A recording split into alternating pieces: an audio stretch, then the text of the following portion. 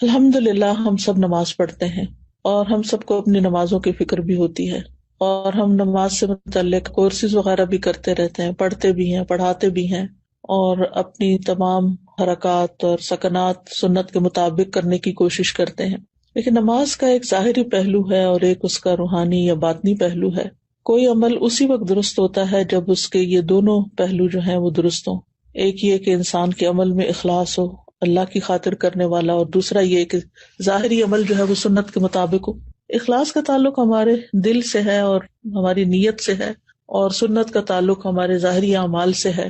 تو الحمدللہ ہم سب نے کوشش کر کے، محنت کر کے اپنی نمازیں جو ہیں وہ سنت کے مطابق کرنے کی کوشش کی ہے۔ اپنا قیام، اپنا رکوع، اپنے سجود، ان تمام چیزوں کو بہترین سے بہترین کرنے کی کوشش کرتے رہتے ہیں۔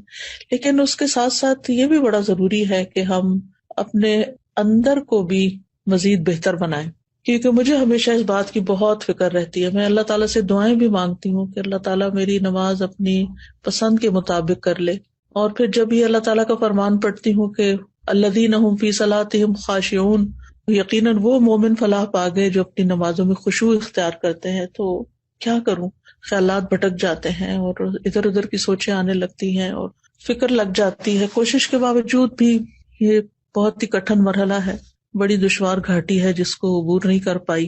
تو اسی سوچ کے تحت آپ لوگوں کے ساتھ دوبارہ کچھ باتیں شیئر کرنے لگی ہوں۔ بہت سال پہلے 90s کے اینڈ میں نے ایک لیکچر دیا تھا، نماز کیا سکھاتی ہے۔ اس کے بعد خشوع کے موضوع پر بھی کئی دفعہ بات کرنے کا موقع ملا، لیکن مجھے لگتا ہے یہ ایسا ٹاپک ہے کہ جس پر جتنی دفعہ بھی بات کی جائے اتنی ہی کم ہے۔ تو آج چند باتیں آپ کے ساتھ شیئر کروں گی تاکہ میری نماز بھی درست ہو جائے اور آپ کی بھی ہو جائے، اور اللہ سبحانہ وتعالیٰ اس کے اندر واقعی ایک ایسی کیفیت پیدا کر دے کہ جب نماز پڑھ کے اٹھے تو لگے کہ واقعی اللہ سے ملاقات کر کے آئے ہیں۔ تو سوال یہ پیدا ہوتا ہے کہ ہم اپنے رب عظیم کے سامنے کس طرح کھڑے ہوں نماز میں۔ تو رب کے سامنے کھڑے ہونے میں بندے کی دو حالتیں ہوتی ہیں، یعنی دو چیزوں کو انسان دیکھتا ہے، ایک اللہ سبحانہ وتعالیٰ کے رب ہونے کی عظمت، اور دوسرے اپنے بندہ ہونے کی ذلت، یعنی اللہ عظیم ہے، بڑا ہے، بلند ہے، اور میں ایک حقیر بندہ ہوں، میں اس کے آگے جھک رہا ہوں، میں اس کے آگے کھڑا ہوں، اور وہ رب السماوات والارض ہے اور رب العرش العظیم ہے، اور میں عبد فقیر ہوں، محتاج ہوں، کمزور ہوں، فانی ہوں۔ تو جب انسان اللہ کی عظمت اور بڑائی کو ذہن میں رکھتا ہے اور اپنی کمزوری کو ذہن میں رکھتا ہے تو آغاز بہت اچھا ہوتا ہے۔ جب کبھی میں کائنات کے بارے میں پڑھتی ہوں، اس کی وسعت کے بارے میں، اس کی ہیبت کے بارے میں، کہ کس قدر ستارے اور سیارے اور کیا کیا چیزیں اللہ نے تخلیق کی ہیں اور کیا کچھ بنایا ہے۔ ایکچولی میں اپنے انسٹاگرام پر فالو کرتی ہوں ناسا کی سائٹ کہہ لیں، جو بھی، اور اسی طرح نیشنل جیوگرافک، لیکن نیشنل جیوگرافک اتنا فائدہ مند نہیں ہے۔ ناسا جو تصویریں ریلیز کرتا ہے مختلف پلانٹس کی اور مختلف اللہ سبحانہ تعالیٰ کی جو تخلیق ہے آسمانوں میں، اور نیشنل جیوگرافک بیسیکلی زمین میں جو کچھ مختلف مقامات ہیں ان کے بارے میں مختلف تصاویر وغیرہ شیئر کرتا ہے۔ اور میں ایسی نیوز کو فالو بھی کرتی ہوں جو نئی نئی تحقیقات اور نئی ریسرچز اور نئی ڈسکوریز سامنے آتی ہیں۔ چونکہ یہ میڈیا جو ہے یہ مختصر ہوتا ہے، تھوڑی سی دیر میں انسان کچھ نہ کچھ جان لیتا ہے۔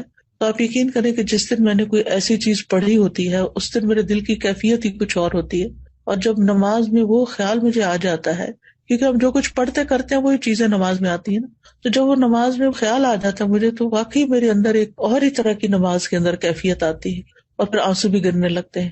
لیکن اگر اللہ تعالیٰ کی عظمت کا خیال نہ ہو تو پھر نماز بے روح سی ہوتی ہے۔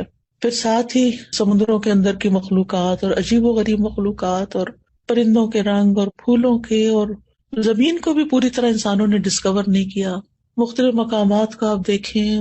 باقی تو چھوڑیں، اگر آپ نے اپنے انڈور کوئی پلانٹس وغیرہ رکھے ہوں گے، جیسے میں نے اپنے اندر ہی کمرے میں رکھے، کیونکہ یہاں باہر تو اتنی سخت سردی ہے کہ نکلنے کا موقع کم ہی ملتا ہے، اور سردیوں میں درخت بھی ٹنڈ منڈ ہو جاتے ہیں۔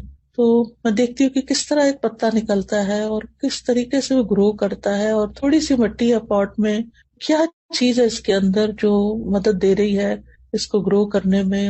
تو اللہ سبحانہ و تعالیٰ کی قدرت یاد آتی ہے نا. یعنی کائنات ایسی چیز ہے جس میں غور و فکر کرنے سے اور اللہ تعالیٰ کی مخلوقات میں غور و فکر کرنے سے اللہ سبحانہ و تعالیٰ کی عظمت کا احساس دل میں بہت بڑھتا ہے.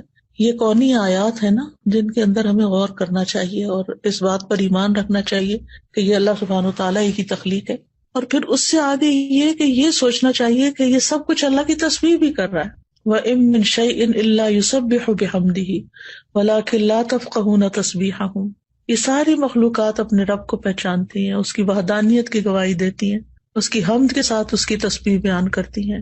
اور كُلٌّ قَدْ عَلِمَ صَلَاتَهُ وَتَسْبِيحَهُ. ہر ایک نے یقیناً اپنی نماز اور اپنی تسبیح جان لی ہے، سب کو پتا ہے.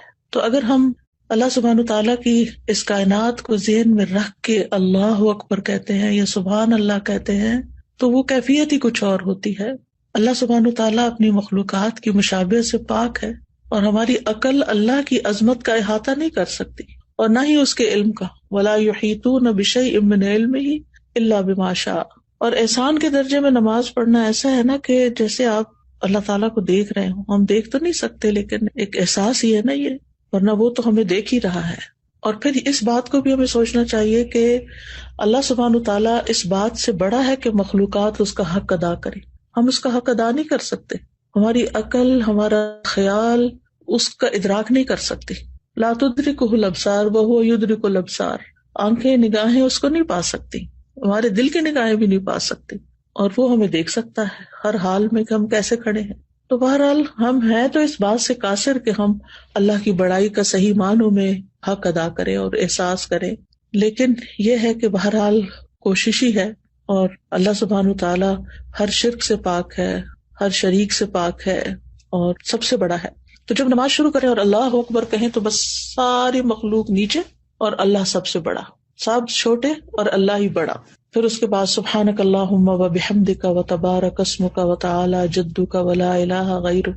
پاک ہے تو اے اللہ اپنی حمد کے ساتھ، تیرا نام بڑی برکت والا ہے، تیری شان بہت بلند ہے، تیرے سوا کوئی معبود نہیں ہے. پھر جب سورۃ الفاتحہ پڑھیں تو پھر اللہ سبحانہ تعالیٰ کی صفات پر غور کریں. بسم اللہ الرحمن الرحیم سے لے کر وللضالین آمین تک. جب ہم کہیں کہ الحمد للہ رب العالمین تو پھر عالمین کا ذہن میں خیال جائے کہ ان سارے جہانوں اور ساری مخلوقات کو پیدا کرنے والا اللہ ہے، پالنے والا اللہ ہے، ان کی تدبیر کرنے والا اللہ ہے. پھر الرحمن الرحیم پڑھیں تو اللہ تعالیٰ کے فضل اور رحمت کو سوچیں. مالک یوم الدین کہیں تو قیامت کے دن کو یاد کریں، اور پھر وہاں جو اللہ سبحانہ تعالیٰ کا جلال ہوگا اور عظمت ہوگی اس کو محسوس کریں. پھر صراط الذین انعمت علیہم غیر المغضوب علیہم ولا الضالین. یہ جب پڑھیں تو انعام یافتہ لوگوں اور جو مغضوب علیہم ہیں، فاسق ہیں، گمراہ ہیں، ان لوگوں کے درجات کو دیکھیں کہ منافقین فی الدرک الاسفل من النار ہوں گے، اور انعمت علیہم جو ہیں وہ قیامت کے دن جنتوں میں الفردوس الاعلیٰ میں ہوں گے. ایک کہاں اور دوسرا کہاں، اتنا درجوں میں فرق ہو جائے گا اگر ہم انعام یافتہ لوگوں کے راستے پہ چلیں گے اور نفاق سے بچیں گے، کفر سے بچیں گے، شرک سے بچیں گے. تو یہ مرتبے جاننا بھی بڑا ضروری ہے کہ کس طرح کچھ لوگ جہنم کے نچلے گڑھوں میں ہوں گے اور کچھ اتنے عظیم جگہوں پر ہوں گے. پھر اس کے بعد اللہ اکبر کہہ کے جب ہم رکوع میں جاتے ہیں تو پھر اللہ سبحانہ تعالیٰ کی عظمت کا احساس دل میں لائیں. سبحان ربی العظیم، سبحان ربی العظیم، سبحان ربی العظیم. یہ زمین اور آسمان میں جو کچھ ہے، ان کے سب خزانے اور آسمانوں اور زمین کے لشکر اور مخلوقات سب اللہ العظیم ہی کی ہیں. پھر اس کے بعد سمع اللہ لمن حمدہ، اللہ تعالیٰ کی تعریف. اور پھر دوبارہ جب سجدے میں جائیں تو اللہ تعالیٰ کی صفت علو جو ہے کہ اللہ تعالیٰ بلند ہے، بہت بلند. سبحان ربی الاعلیٰ کہتے ہوئے اس کی بلندی کو ذہن میں لائیں اور اپنی پستی کو، کہ ہم نے اپنا سر اور اپنا ناک جو ہے زمین پہ رکھ دیا ہے، اور اصل بڑائی تو اللہ ہی کے لیے ہے، اصل بلندی تو اللہ ہی کے لیے ہے. ہم تو کمزور انسان ہیں. جب اس احساس کے ساتھ انسان نماز پڑھتا ہے تو پھر انسان کے اندر سے تکبر بھی نکلتا ہے، اور یہ نکلنا بڑا ضروری ہے. جب تک انسان اپنے آپ کو بڑی چیز سمجھتا رہتا ہے تو پھر انسان کے ریلیشن شپ نہ تو اللہ تعالیٰ کے ساتھ درست ہوتا ہے اور نہ بندوں کے ساتھ درست ہوتا ہے. تو بہت ضروری ہے کہ ہم اللہ کی بڑائی دل میں پیدا کریں. جس دل میں اللہ کی بڑائی پیدا ہو جاتی ہے پھر وہ دنیا کی حقیر چیزوں سے متاثر نہیں ہوتا. دنیا کی کامیابیوں سے بھی اس کے دل میں کوئی بہت بڑی حسرتیں پیدا نہیں ہوتی کہ فلاں تو اتنا آگے چلا گیا دنیا میں اور میں پیچھے رہ گیا، کیونکہ اس کو پتا ہوتا ہے کہ میرے رب نے جو کچھ بنایا ہے آخرت میں ہمارے لیے، ہم سب کے لیے، وہ کہیں بڑا ہے اس دنیا کے حطام سے۔ پھر یہ کہ سجدے میں اللہ کے قرب کو محسوس کریں۔ رسول اللہ صلی اللہ علیہ وسلم نے فرمایا، سجدہ کرتے ہوئے بندہ اپنے رب کے سب سے زیادہ قریب ہوتا ہے، یعنی اتنا نیچے ہوتے ہوئے اور اتنے چھوٹے ہوتے ہوئے پھر اتنا اللہ تعالیٰ قرب عطا کرتا ہے۔ سبحان اللہ، یعنی کتنی محبت اللہ کے دل میں پیدا ہو جاتی ہے۔ اور پھر اس وقت دعائیں کرنی چاہیے۔ نبی صلی اللہ علیہ وسلم نے فرمایا، فَأَكْثِرُ الدُّعَاء، یعنی سجدوں میں کثرت سے دعا کیا کرو۔ پھر اسی طرح دوسری رکعت اور پھر تشہد میں اپنے گھٹنے زمین پہ رکھ کے انسان جب بیٹھتا ہے عاجزی کے ساتھ، تو بہت بڑے بادشاہ کے سامنے ہم بیٹھے ہوتے ہیں۔ آپ دیکھیں کہ پہلے زمانے میں استاد کے سامنے بیٹھنے کا بھی یہی طریقہ ہوتا تھا، جیسے جبریل علیہ السلام نبی صلی اللہ علیہ وسلم کے سامنے گھٹنے رکھ کے بیٹھے زمین پر، یہ ادب کا بیٹھنا ہوتا ہے۔ دنیاوی بادشاہوں کی یہ عادت رہی ہے کہ جب انہیں مختلف تحائف دیے جاتے ہیں یا ان کی تعریف کی جاتی ہے تو ان کے سامنے اسی طرح بیٹھا جاتا ہے اور بہت عاجزی کے ساتھ۔ تو اللہ رب العالمین جو ہے وہ تو سب سے زیادہ اس بات کا حقدار ہے کہ ہم اس کے لیے تحائف پیش کریں اور اس سے دعائیں کریں اور اس کی تعریف کریں۔ تو التحیات میں آپ دیکھیں کہ التحیات للہ والصلوات والطیبات، اسی لیے تو پڑھتے ہیں۔ اور پھر اس کے بعد درود شریف پڑھتے ہیں، نبی صلی اللہ علیہ وسلم کے لیے دعا کرتے ہیں، پھر عباد اللہ الصالحین پہ سلام بھیجتے ہیں اور پھر اپنی آخر میں دعائیں مانگتے ہیں۔ وہ دعاؤں کی قبولیت کا وقت ہوتا ہے جب ہم سارے ریچول ادا کر چکے ہوتے ہیں سلام پھیرنے سے پہلے، اور پھر جب انسان سلام پھیرتا ہے تو دوبارہ دنیا میں آ رہا ہوتا ہے ایک طرح سے اللہ سے ملاقات کر کے، اور پھر اس کے اندر ایک حسرت بھی آتی ہے کہ کاش یہ نماز لمبی ہو جاتی، کاش یہ ملاقات لمبی ہو جاتی، کیونکہ انسان اگر اللہ تعالیٰ سے محبت کرتا ہے تو پھر اس کو جلدی نماز پڑھنے کی فکر نہیں ہوتی۔ یہ جو ہم جلد بازی کرتے ہیں نا، جیسے قید میں کسی نے باندھ دیا ہو اور پھر ٹوٹ جاتے ہیں ایک دم سلام پھیر کے۔ بعض لوگ تو جیسے بچے کر رہے ہوتے ہیں کہ ابھی لیفٹ سائڈ پہ وہ موڑ رہے ہوتے ہیں تو اپنے گھٹنے اٹھا لیتے ہیں اور کھڑے ہونے بھی شروع کر دیتے ہیں۔ تو اس وقت انسان کو پھر اللہ اکبر کہہ کے، استغفر اللہ کہہ کے، کیونکہ پتہ نہیں کیسی نماز پڑھی کیسی نہیں پڑھی۔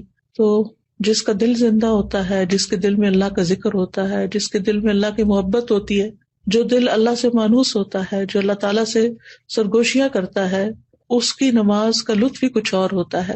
اور نبی صلی اللہ علیہ وسلم اسی لیے فرمایا کرتے تھے جب دنیا کے کاموں سے تھک جاتے تھے کہ اقیم الصلاۃ یا بلال ارحنا بہا، بلال اقامت کو اذان دو تاکہ ہم راحت پائیں۔ تو نماز دراصل ہمیں راحت پہنچانے کا ذریعہ، اور آپ اس کو محسوس کر سکتے ہیں۔ اگر آپ واقعی اس کا حق ادا کرتے ہوئے نماز پڑھیں تو آپ کو یوں محسوس ہوگا کہ جیسے آپ کی تھکاوٹ اتر گئی۔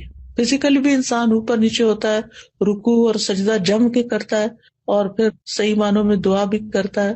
تو آپ اس کا ایکسپیرینس کریں گے اور کیا بھی ہوگا کہ کس طرح آپ ریلیکس ہو کے اٹھتے ہیں اور آپ کی ایک نرشمنٹ ہو چکی ہوتی ہے، اور روحانی طور پر بھی آپ اسٹرانگ ہوتے ہیں، فزیکلی بھی آپ ایکٹیو ہو جاتے ہیں، اور ایک عجب خوشی لے کے آپ اٹھتے ہیں جیسے آپ نے سارے بوجھ اتار دیے۔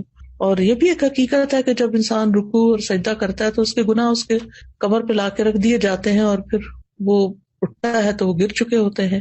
تو نماز کے بعد وہ گناہوں سے پاک ہو چکا ہوتا ہے۔ تو اللہ سبحانہ تعالیٰ سے دعا ہے کہ ہمیں اللہ تعالیٰ نمازوں کا حق ادا کرنے کی توفیق دے، اور جو باتیں ہم نے کی ہیں ہمارے عمل میں لے آئے۔ اللہ سبحانہ تعالیٰ ہمیں اپنے مخلص بندوں میں شامل کرے، ان لوگوں میں جن سے اللہ تعالیٰ محبت کرتا ہے، اور ہماری نمازوں کو واقعی اللہ تعالیٰ ایسی نمازیں بنا دے کہ جو ہمارے حق میں حجت ہوں، ہمارے خلاف حجت نہ ہو۔ اور جب ہم اللہ تعالیٰ سے ملاقات کریں تو جس طرح اس ملاقات میں ہمیں ایک طرح سے خوشی نصیب ہوتی ہے، اللہ تعالیٰ وہاں بھی ہمیں اپنی ملاقات کے وقت خوش کر دے اور ہمیں بخش دے، یعنی ہمارا محاسبہ نہ کرے۔ اگر ہم اس دنیا میں اپنی نمازوں میں اپنا محاسبہ کرتے رہتے ہیں تو انشاءاللہ اللہ سبحانہ وتعالیٰ آخرت کے حساب کو آسان کر دے گا۔ نماز کے فائدے۔ نماز آنکھوں کی ٹھنڈک ہے۔ رسول اللہ صلی اللہ علیہ وسلم نے فرمایا، اور میری آنکھوں کی ٹھنڈک نماز میں رکھی گئی ہے۔ ابن القیم کہتے ہیں مقصد یہ ہے کہ جس چیز کے ساتھ آنکھ ٹھنڈک محسوس کرتی ہے اس کا رتبہ اس چیز کی نسبت اونچا اور بلند ہوتا ہے جس سے انسان محبت کرتا ہے۔ تو اس دنیا میں نماز اللہ سے محبت کرنے والوں کی آنکھوں کی ٹھنڈک ہے، کیونکہ اس میں ایسی ہستی کے ساتھ سرگوشی کا معاملہ ہے کہ آنکھیں ٹھنڈی نہیں ہوتی، دل پرسکون نہیں ہوتے اور نفسوں کو سکون نہیں ملتا مگر اسی کی بارگاہ میں. یعنی جب تک نماز نہ پڑھ لے چین نہیں آتا، سکون نہیں آتا، اور وہ اس کے ذکر سے ہی خوشحال ہوتے ہیں اور اس کے لیے عاجزی اور خشوع کرتے ہیں، اس کا قرب حاصل کرتے ہیں، خاص طور پر سجدے کی حالت میں. یہ وہ حالت ہے جس میں انسان اپنے رب کے سب سے زیادہ قریب ہوتا ہے. غافل کی اس ٹھنڈک سے محرومی. پھر وہ کہتے ہیں کہ محبت کرنے والے کا سکون اور آنکھوں کی ٹھنڈک نماز میں ہے، اور جو غافل اور روح گرداں ہے اسے اس بات سے کچھ حصہ نہیں ملتا، بلکہ اس کے لیے نماز مشکل اور گراں عمل ہے. جب وہ نماز میں کھڑا ہوتا ہے تو گویا وہ انگاروں پر لوٹ پوٹ رہے ہوتا ہے. استغفر اللہ. غافل نماز میں کیسا ہوتا ہے؟ گویا وہ انگاروں پہ کھڑا ہو، یہاں تک کہ اس کی جان چھوٹ جائے، اور اسے زیادہ اچھی نماز وہ لگتی ہے جو جلدی اور تیز پڑھی جائے، کیونکہ اس کی آنکھیں اس سے ٹھنڈی نہیں ہوتی اور نہ ہی دل کو اس نماز سے سکون حاصل ہوتا ہے. تو نمازی بھی دو طرح کے ہیں. اب ہمیں اپنا جائزہ لینا چاہیے کہ ہم کس میں آتے ہیں. کیا نماز ہماری بھی آنکھوں کی ٹھنڈک ہے یا نہیں؟ اور جب انسان کی آنکھ کسی چیز سے ٹھنڈی ہو اور اس کے دل کو اس سے سکون اور راحت ملے تو سب سے زیادہ مشکل چیز یہ ہے کہ وہ اس سے جدا ہو جائے. یعنی جس سے ملاقات کر کے آپ کی آنکھیں ٹھنڈی ہوں، جب وہ جانے لگتا ہے تو آپ کا دل کیسے ہوتا ہے؟ اداس ہوتا ہے. جب وہ چلا بھی جاتا ہے تو آپ اس کو مس کرتے ہیں. ایسے ہی ہوتا ہے نا. تو اب آپ سوچئے کہ جب ہم نماز سے محبت کریں گے تو ہمارا کیا دل چاہے گا کہ نماز لمبی ہو، اور جب ختم ہو جائے تو بس ختم ہو گئی. جیسے رمضان میں یہ کیفیت آتی ہے، تراویح ختم ہوتی ہے تو ہم کہتے ہیں بس ختم ہو گئی. یا حرم میں جاتے ہیں تو وہاں نماز ہوتی ہے تو کیا کہتے ہیں، تھوڑی سی قاری صاحب اور لمبی قرات کرتے تو کتنا مزہ آتا ہے. بس اتنی سی نماز.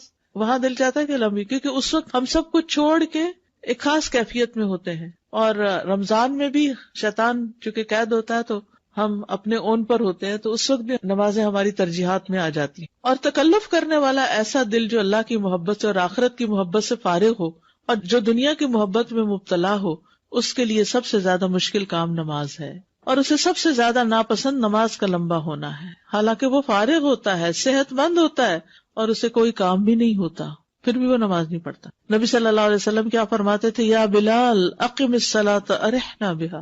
اے بلال نماز قائم کرو، اقامت کہو، ہمیں اس سے راحت پہنچاؤ، ہمیں سکون پہنچاؤ. یعنی ہم دنیا کی تکلیف، تھکاوٹ، تنگی اور مشقت میں مبتلا تھے، یہاں تک کہ ہم نماز میں مصروف ہو جائیں. پھر نماز کا فائدہ کیا ہے کہ اس سے کامیابی ملتی ہے. قد افلح المؤمنون الذین هم فی صلاتهم خاشعون. یقیناً کامیاب ہو گئے وہ مومن جو اپنی نمازوں میں خشوع کرنے والے. رحمت ملتی ہے. وَأَقِیمُوا الصَّلَاةَ وَآتُوا الزَّکَاةَ وَأَطِیعُوا الرَّسُولَ لَعَلَّکُمْ تُرْحَمُونَ. نماز قائم کرو، زکوٰۃ ادا کرو اور رسول کا حکم مانو تاکہ تم رحم کیے جاؤ. نبی صلی اللہ علیہ وسلم نے فرمایا جب تم میں سے کوئی آدمی نماز کے لیے کھڑا ہوتا ہے تو رحمت اس کی طرف متوجہ ہوتی ہے، یعنی اللہ کی رحمت آتی ہے اس کی طرف. رزق ملنا. وَأْمُرْ أَهْلَكَ بِالصَّلَاةِ وَاصْطَبِرْ عَلَيْهَا لَا نَسْأَلُكَ رِزْقًا نَحْنُ نَرْزُقُكَ. اور اپنے گھر والوں کو نماز کا حکم دیجیے اور اس پہ خوب پابندی رکھیے. ہم آپ سے کسی رزق کا مطالبہ نہیں کرتے، ہم ہی آپ کو رزق دیں گے. خود بھی نماز ادا کریں، گھر والوں کو بھی نماز کی وصیت کریں. اللہ آپ کے رزق کی اور آپ کے خاندان کی حفاظت کی ضمانت دے گا. فقر دور کرنا. نبی صلی اللہ علیہ وسلم نے فرمایا اللہ تعالیٰ فرماتے ہیں اے ابن آدم تم اپنے آپ کو میری عبادت کے لیے فارغ کر لو، میں تمہارے دل کو بے نیازی سے بھر دوں گا اور تمہارا فقر دور کر دوں گا. فقر کیا ہوتا ہے؟ محتاجی، ضرورت مند ہونا. سبحان اللہ.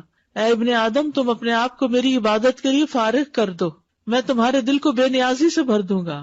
دنیا کا لالچ اور حرص ختم ہو جائے گا اور تمہارا فقر بھی دور کر دوں گا، تمہاری ساری ضروریات پوری کر دوں گا. لیکن اگر تم ایسا نہیں کرو گے تو میں تمہارے دونوں ہاتھ کاموں میں مشغول کر دوں گا اور تمہارا فقر دور نہیں کروں گا. نماز کا ایک اور فائدہ کیا ہے؟ فرشتوں کی دعائیں ملتی ہیں. رسول اللہ صلی اللہ علیہ وسلم نے فرمایا جب کوئی شخص نماز کے بعد اپنی جائے نماز پر بیٹھا رہتا ہے تو فرشتے اس پر صلاۃ پڑھتے رہتے ہیں. اور فرشتوں کی صلاۃ کیا ہے؟ اللہم اغفر لہ، اللہم ارحمہ، اے اللہ اسے معاف کر دے، اے اللہ اس پہ رحم فرما.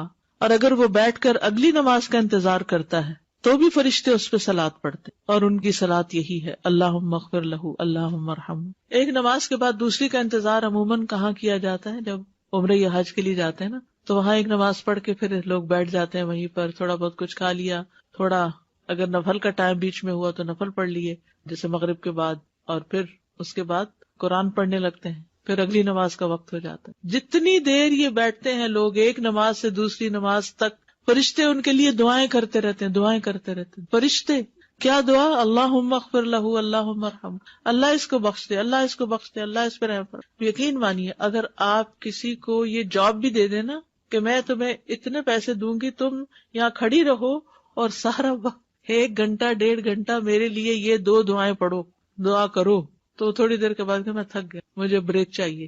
لیکن ہمیں ان باتوں پہ یقین نہیں نا، اس لیے اس طرح کا کام کرنے کا بھی شوق نہیں. تو اعتکاف کا ایک فائدہ یہ ہے کہ اس میں انسان ایک نماز کے بعد دوسری نماز کا انتظار کرتا ہے.